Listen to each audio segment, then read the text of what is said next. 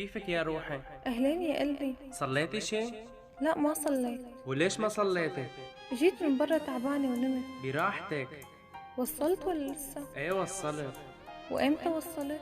من 4 ساعات. وصلت بكير وما دقيت لي؟ عادي وصلت تعبان ونمت. يعني ما سمعت رنة موبايلك؟ ايه سمعتها بس طنشت.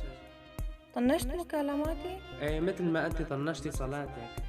آسفة حبيبي. يا حبيبتي هذا الاعتذار مو لإلك، هذا الاعتذار لربك. يلا روحي صلي ركعتين استغفار وادعي لربك ورجعي عشان نحكي، أنا كمان مشتاق لك. حاضر الله يخليلي إياك.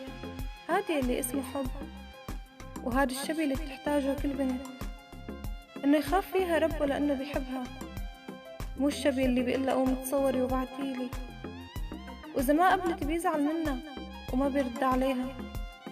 تفرق كتير على فكرة، في ولد بيتسلى وفي زلمة